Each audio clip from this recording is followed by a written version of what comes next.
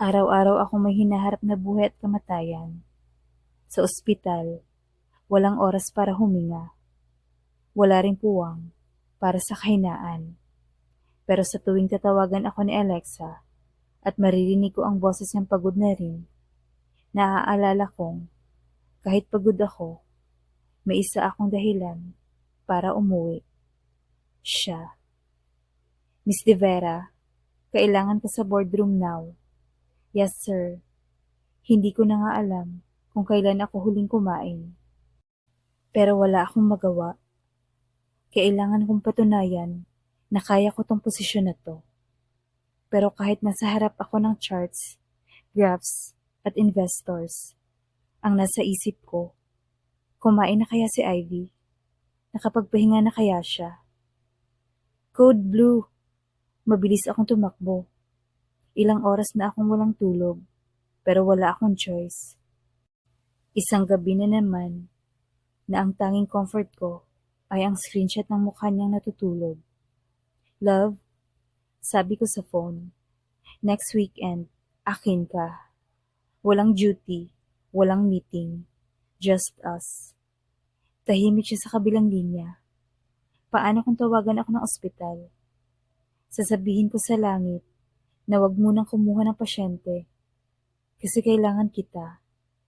Tumawa siya. Fine, just us.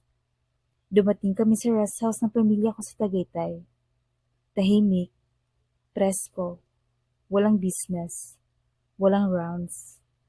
Pagbaba ko sa kotse, niyakap niya agad ako. Namiss kita, sabi niya.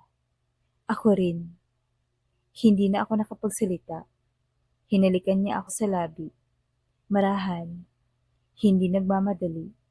Ang halik niya iyon, puno ng pangungulila. Hinawakan ko ang leeg niya. Hinalikan niya ulit ako.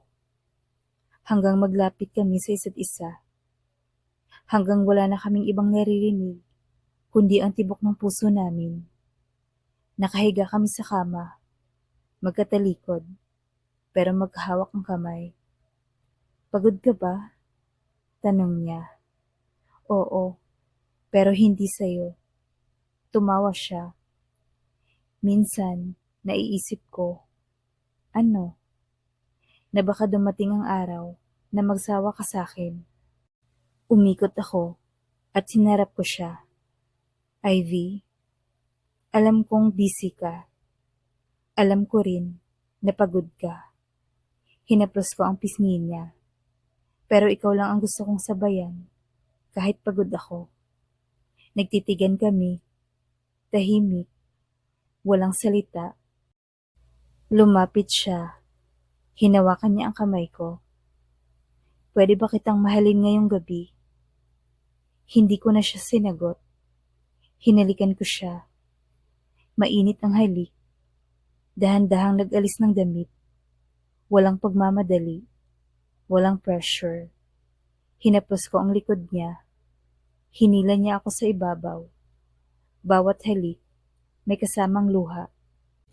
Sa ilalim ng kumot, nagtagpo ang mga katawan naming sabik at tuhaw sa isa't isa. At sa gabing iyon, hindi lang katawan ang pinagsama, pati na rin ang puso. Nagising ako, nakaunan sa dibdib niya. May hawak siyang tasa ng kape. Gising na ang mahal kong doktor. Ngumiti ako. Hindi pa. Gusto ko pa sanang matulog sa tabi mo. Hinaplos niya ang buhok ko. Pwede ba kitang tanungin? Ano yun? Kinuha niya ang maliit na kahon sa side table. Pagbukas, sing-sing. Alam kong busy ka. Alam kong marami ka pang gustong tuparin. Pero kung darating ang araw na gusto mo nang uuwian, gusto kong ako yon. Tumulo ang luha niya. Hindi siya nakapagsalita, pero tumango siya. Ivy Mercado, gusto mo bang ako ang maging tahanan mo?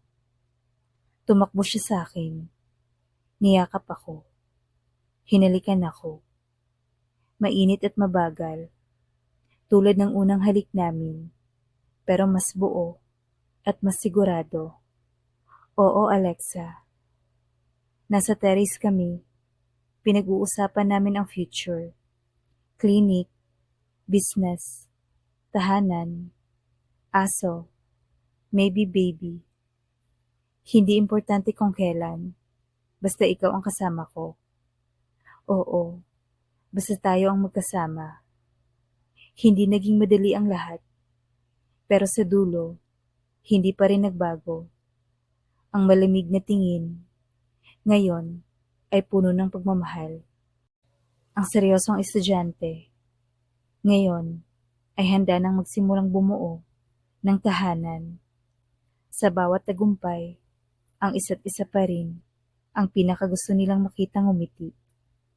Sa bawat pagod, ang yakap pa rin ng isa't isa ang pinakapahinga.